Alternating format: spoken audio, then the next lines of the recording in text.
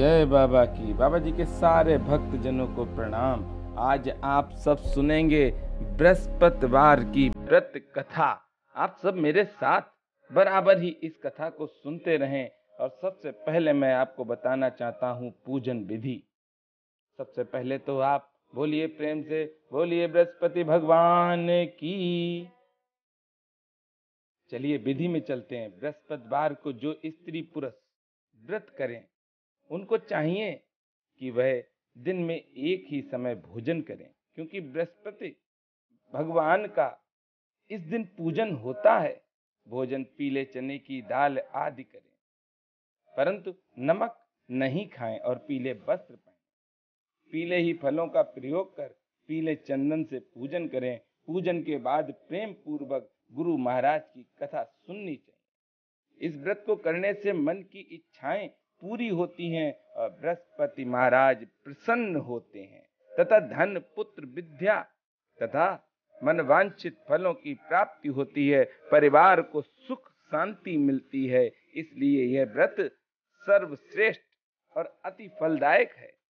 सब स्त्री व पुरुषों के लिए इस व्रत में केले का पूजन करना चाहिए। कथा और पूजन के समय तन मन क्रम वचन से शुद्ध होकर जो इच्छा हो बृहस्पति देव से प्रार्थना करनी चाहिए। उनकी इच्छाओं को बृहस्पति देव अवश्य पूर्ण कर देते हैं, ऐसा मन में दृढ़ विश्वास करना चाहिए। चलिए अब कथा में आप मेरे साथ चलते हैं। बोलिए बृहस्पति भगवान की।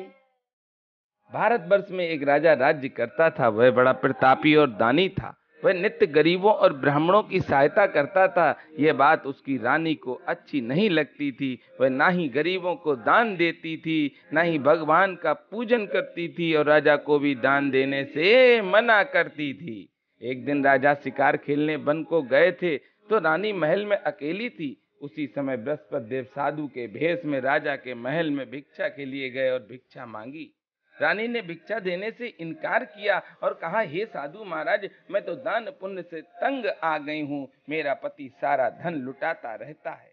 मेरी इच्छा है कि हमारा सारा धन नष्ट हो जाए, फिर ना रहेगा बांस और ना बजेगी बांसुरी। साधु ने कहा, देवी तुम तो बड़ी अजीब हो।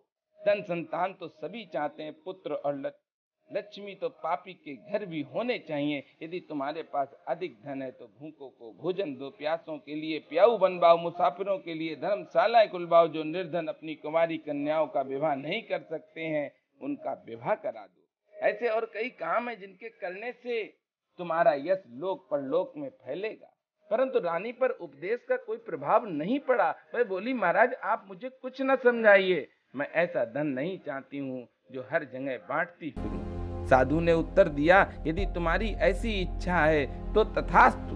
तुम ऐसा करना, बृहस्पतिवार को घर लीप कर पीली मिट्टी से अपना सिर धोकर स्नान करना, बट्टी चढ़ाकर कपड़े धोना। ऐसा करने से आपका सारा धन नष्ट हो जाएगा। इतना कहकर वह साधु महाराज वहां से आलोप हो गए। जैसे वह साधु कहकर गया था, रानी ने वैसा ही किया। 6 बृहस्पतिवार ही बीते थे, उसका समस्त धन नष्ट हो गया और भोजन के लिए दोनों तरसने लगे, सांसारिक भोगों से दुखी रहने लगे। तब वह राजा रानी से कहने लगा, तुम यहाँ पर रहो, मैं दूसरे देश में जाता हूँ, क्योंकि यहाँ पर मुझे सभी मनुष्य जानते हैं, इसलिए कोई कार्य भी नहीं कर सकता। देश चोरी परदेश भीख बराबर है। ऐसा कहकर राजा परदेश को चला गया। वहां जंगल को जाकर लकड़ी काटता और उसे शहर में बेचता। इस तरह वह जीवन व्यतीत करने लगा। एक दिन दुखी होकर जंगल में एक पेड़ के नीचे निश्चित रूप से आसन जमा कर बैठ गया। वह अपनी दशा को याद करके व्याकुल होने लगा। बृहस्पतिवार का दिन था। एकाएक उसने देखा कि निर्जन वन में एक साधु प्रकट हुआ। वह साधु भेष में स्वयं बृहस्पति देव भगवान थे।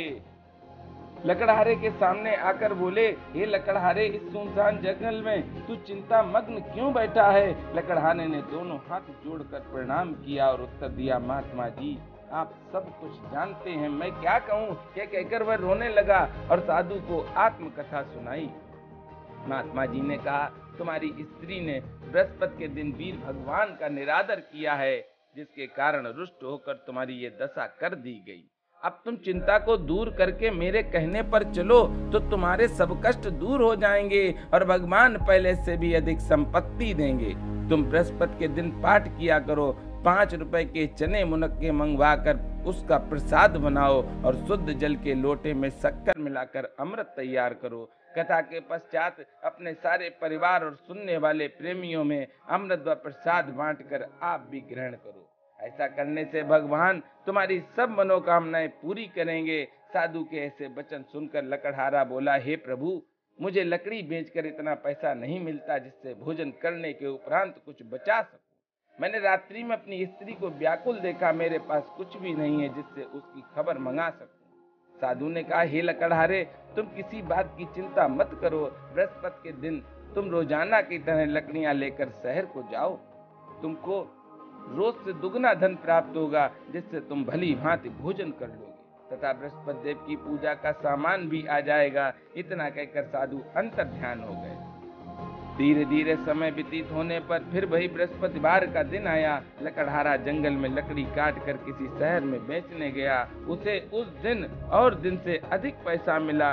राजा ने चना गुड़ आदि लाकर गुरुवार का व्रत किया। उस दिन से उसके सभी कलेश दूर हो गए, परंतु जब दोबारा बृहस्पतिवार का दिन आया तो वह व्रत करना भूल गया। इस कारण बृहस्पति भगवान नाराज हो गए। उस दिन से उस नगर के राजा ने विशाल यज्ञ का आयोजन किया तथा शहर में ये घोषणा करवा दी, कोई भी मनुष्य अपने घर भोजन ना बनवावे, ना आग जलवावे, समस्त जनता मेरे यहाँ भोजन करने आवे।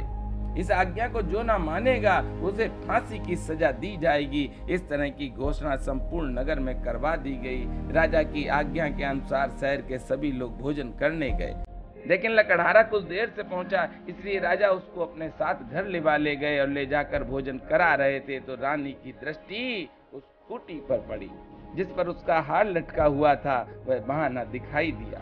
रानी ने निश्चय किया कि मेरा हार इस मनुष्य ने चुरा लिया। उसी समय पुलिस को बुलवाकर उसको जेल खाने में डलवा दिया। जब लकड़हारा जेल खाने में पड़ गया और बहुत दुखी होकर विचार करने लगा कि ना जाने कौन से पूर्व जन्म के कर्म से मेरे लिए दुख प्राप्त हुआ है, और उसी साधु को याद करने लगा जो कि जंगल में मिला था। उसी समय तत्काल बृहस्पति देव साधु के रूप में प्रकट हो और उसकी दशा को देखकर कहने लगे, अरे मूर्ख, तूने बृहस्पति देव की कथा नहीं करी, इस कारण तुझे दुख प्राप्त हुआ है। अब तू चिंता मत कर।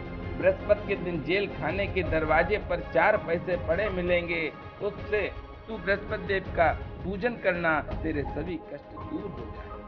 बृहस्पति के रोज उसे 4 पैसे मिले। लकड़हारे ने कथा कही। उसी रात्रि को बृहस्पति देव ने उस नगर के राजा को स्वप्न में कहा, हे राजा, तुमने जिस आदमी को जेल खाने में बंद कर दिया वह निर्दोष है, वह राजा है, उसे छोड़ देना। रानी का हार उसी खूंटी पर लटका है। अगर तू ऐसा नहीं करेगा तो मैं तेरे राज्य को नष्ट कर दूंगा।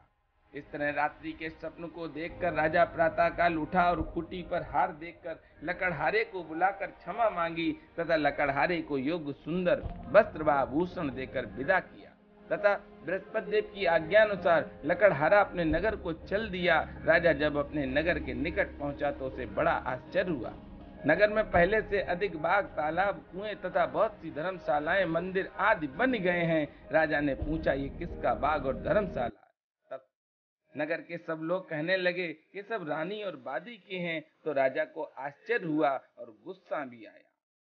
जब रानी ने यह खबर सुनी कि राजा आ रहे हैं तो उसने बादी से कहा, हे दासी, देख, राजा हमको कितनी बुरी हालत में छोड़ गए थे। हमारी ऐसी हालत देखकर वह लौट न जाए, इसलिए तू दरवाजे पर खड़ी हो जा। आज्ञानुसार दासी दरवाजे पर खड़ी हो गई। राजा आए तो उन्हें अपने साथ लिवा लाई। तब उन्होंने कहा, हमें यह सब धन बृहस्पति देव के इस व्रत के प्रभाव से प्राप्त हुआ है। राजा ने निश्चय किया, 7 रोज बाद तो सभी बृहस्पति देव का पूजन करते हैं, परंतु रोजाना दिन में 3 बार कहानी कहा करूंगा, रोज व्रत किया करूंगा। अब हर समय राजा के दुपट्टे में चने की दाल बंधी रहती तथा दिन में 3 बार कहानी कहता। एक रोज राजा ने विचार किया, चलो अपनी बहन क्या हो आमे। इस तरह निश्चय कर राजा घोड़े पर सवार हो अपनी बहन के यहाँ को चलने लगा। मार्ग में उसने देखा कि कुछ आदमी एक मुर्दे को लिए जा रहे हैं। उन्हें रोक कर राजा कहने लगा, अरे भाइयों, मेरे बृहस्पति देव की कहानी सुन लो। वे बोले, लो हमारा तो आदमी मर गया।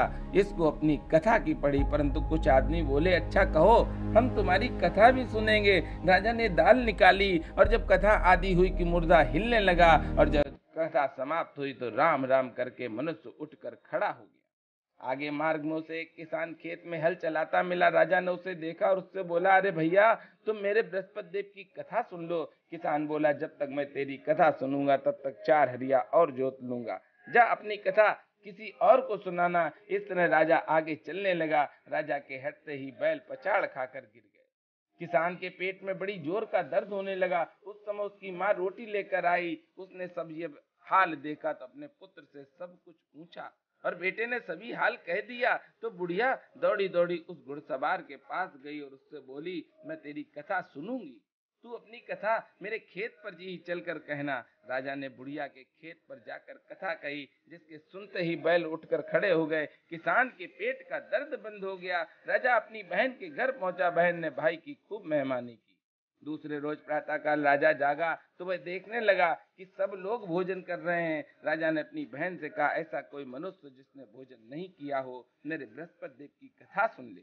बहन बोली, हे भैया, ये देश ऐसा है, पहले यहाँ लोग भोजन करते हैं, बाद में अन्य काम करते हैं। अगर कोई पड़ोस में हो तो मैं देख कर आती हूँ। वह ऐसा कहकर देखने चली गई, परंतु उसे ऐसा कोई व्यक्ति नहीं मिला जिसने भोजन ना किया हो। अतः वह एक कुमार के घर गई, जिसका लड़का बीमार था। उसे मालूम हुआ कि उनके यहाँ 3 रोज से किसी ने भोजन नहीं किया। रानी ने अपने भाई की कथा सुनने के लिए कुमार से कहा। कुमार तैयार हो गया। राजा ने जाकर बृहस्पति देव की कथा कही, जिसको सुनकर उसका लड़का ठीक हो गया। अब तो राजा की प्रशंसा होने लगी। एक रोज राजा ने बहन से कहा, हे बहन, हम अपने घर को जाएंगे, तुम भी तैयार हो जाओ।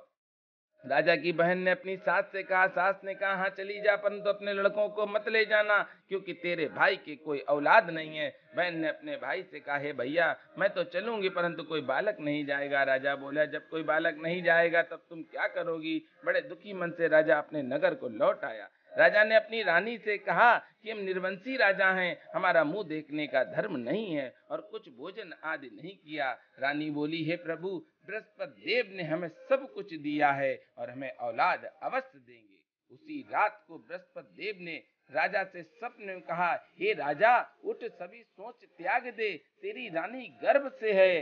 राजा ने जब ये बात सुनी तो बड़ी खुशी हुई। 9वें महीने से उसके गर्भ से एक सुंदर पुत्र पैदा हुआ। तब राजा बोला, हे रानी, स्त्री बिना भोजन के रह सकती, बिना कहे नहीं रह सकती। जब मेरी बहन आवे तुम उससे कुछ मत कहना। रानी ने सुनकर हाँ कह दिया और जब राजा की बहन ने यह शुभ समाचार सुना तो वह बहुत खुश हुई तथा बधाई लेकर अपने भाई के आई। तभी रानी ने कहा, घोड़ा चढ़ी तो नहीं आई, गधा चढ़ी आई।